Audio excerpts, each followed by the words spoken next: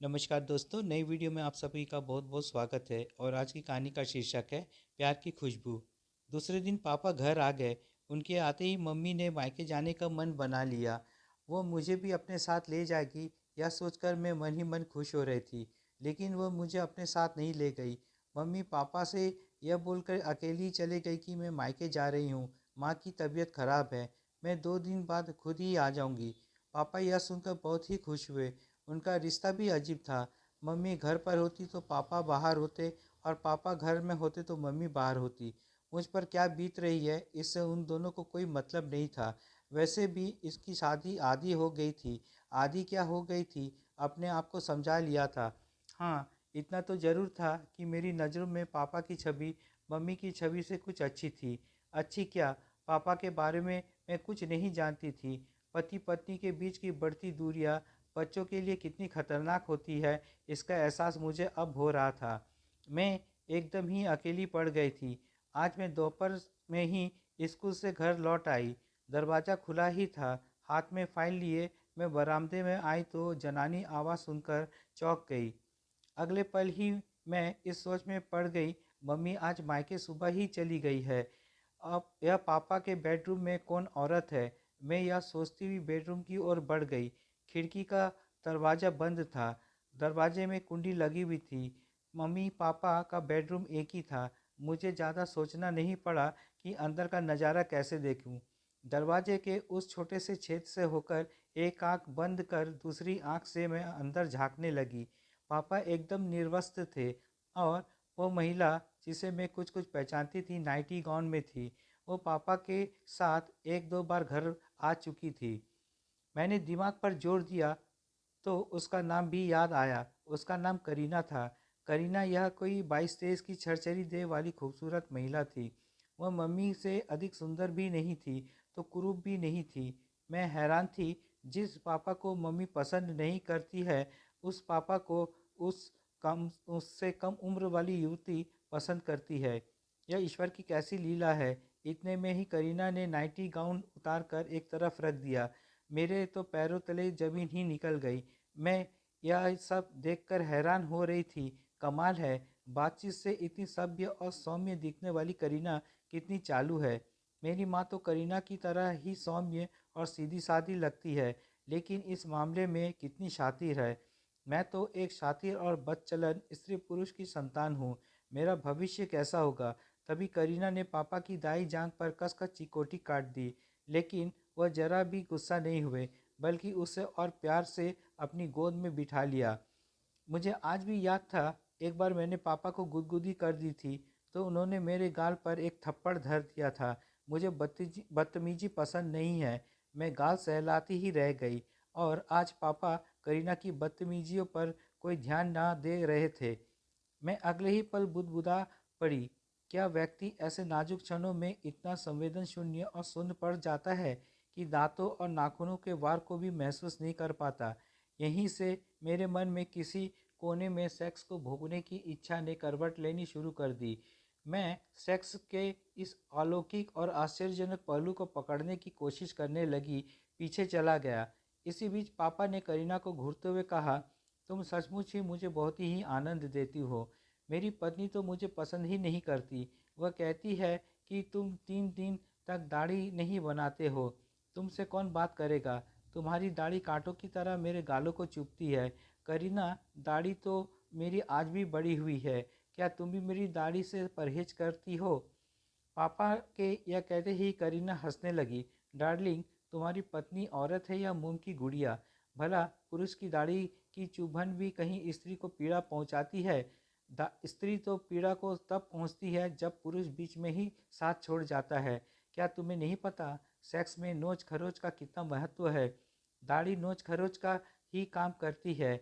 ईश्वर ने कुछ सोच समझ कर ही पुरुष को दाढ़ी दी है। सच तो यह है कि मैं तुम्हें तुम्हारी दाढ़ी से ही पसंद करती हूँ। यह कहते कहते करीना ने पापा को बाहों में समेट लिया और अपने चिकने मुलायम गाल उनके दाढ़ीदार गाल पर रख कर रगड़ने लगी। यह मेरे लिए एक नया ही अनुभव था। मैं आश्चर्यचकित होकर सोच रही थी, यहाँ तो कोई भी किसी से प्यार नहीं कर रहा, यहाँ तो केवल सहवास की ही प्रधानता है। करीना पापा को इसलिए पसंद करती है क्योंकि उसे पुरुष की दाढ़ी की चुभन अच्छी लगती है, और मम्मी वीरू अंकल पर इसलिए मुग्ध है क्योंकि वह सहवास कला में निपुण है और साथ ही चिकने गालों वाले हैं। ये दोनों स्त्रियां ही हैं, लेकिन इनकी पसंद अलग अलग है। शायद यही वजह है कि स्त्री पुरुष अपने जीवन साथी को छोड़कर कहीं बहक जाते हैं। बहक क्या जाते हैं, अपने मनपसंद किसी सुयोग्य साथी की तलाश कर लेते हैं। मैं भी तो एक स्त्री हूँ। क्या मेरी पसंद अपने विचारों के अनुकूल पुरुष की नहीं है? क्या अपनी पसंद की चीज़ को ढूंढना या पाना गलत है? नहीं। पापा, मम्मी, वेदांत अंकल, रवीना आदि सब बहके या भटके नहीं हैं। इन्होंने तो अपनी अपनी पसंद को हासिल किया है। इसी मध्यांतर मैंने देखा, पापा करीना की देह पर झुकते जा रहे हैं और उनके होंठ करीना के होंठों को चूमने के लिए मचल रहे हैं। मैंने अगले ही पल अपनी दोनों हथेलियों से आंख ढक ली और मन ही मन सोचने लगी, यह कैसी आग है जो स्त्री पुरुष दर पुरुष और पुरुष को स्त्री दर स्त्री भटकने पर मजदूर कर देती है। पुरुष की बाहों का पहला स्पर्श कैसा होता होगा? पुरुष के संसर्ग में कभी नहीं आने वाली एक स्त्री पुरुष की बाहों के स्पर्श मात्र से ही कितनी रोमांचित हो उठती होगी। मैं यह जानने की कोशिश करते करते पसीने से तरबतर हो गई। मैंने देखा, मेरे हाथ के पसीने से फाइल भीग गई है और मैंने स्तनों से फूट आए पसीने ने मेरी बनियान को भिगो दिया है। मेरे हाथ अनायास ही मेरी जांघों पर चले गए। मेरी चड्डी भी पसीने से भीग गई थी। मुझे लगा मेरे भीतर भी कुछ कुछ हो रहा है। वहाँ से सीधे मैं अपने कमरे चले आई। मुझे अच्छे बुरे का ज्ञान हो गया था। मेरे होठों से अनायास ही बोल फट पड़े। अब स्थिति मेरे सामने बिल्कुल ही स्पष्ट है। ना तो मम्मी दोषी है और ना ही पापा दोषी है। चरित्रहीन कोई नहीं है। एक दूसरे के प्रति अरुचि, नापसंदगी और परिस्थिति जन्य लाचारी ने ही दूसरे से संबंध बनाने के लिए मजबूर किया है। जो लोग इन बातों को नहीं समझते वे ही ऐसे संबंध को गलत मानते हैं। मैं मम्मी को भी जानती हूँ और पापा को भी जानती हूँ। मुझे अच्छी तरह से याद है, मम्मी पहले ऐसी नहीं थी। देह बेचना उसका धंधा नहीं है। वीरू अंकल से वो पैसे नहीं ऐंठती है। उसे तो यौनानंद का सुख चाहिए जो पापा नहीं दे सकते, क्योंकि पापा तो करीना पर मुग्ध है। जब प्रकृति के सारे कार्य समय से होते हैं तो फिर मनुष्य किसी का इंतजार कब तक करेगा? मम्मी जवान है, उसे इंद्रिय सुख चाहिए ही चाहिए। किसी को बदचलन या चरित्रहित कहना कितना आसान है, उसको समझना उतना ही कठिन है। एक पुरुष की बाहों से दूसरे पुरुष की बाहों में जाने का सफ़र कितना दुष्कर होता है। भले ही सहवास के सुखों में वृद्धि हो जाती हो, पर क्या शुरू शुरू में किसी दूसरे पुरुष तक पहुंचने में तकलीफ नहीं होती होगी? कितना पानी होना पड़ता होगा। मम्मी पापा को नज़रअंदाज शुरू से ही करती आ रही है। आखिर कब तक वह अपने प्रति उनकी उदासीनता को ओढ़े रहते? कभी न कभी तो किसी न किसी से उन्हें जुड़ना ही था। मैं करीना की शुक्रगुजार हूँ कि उसने पापा को समझा, और मैं वीरू अंकल की भी शुक्रगुजार हूँ जिसने मम्मी की पीड़ा को और बढ़ने नहीं दिया।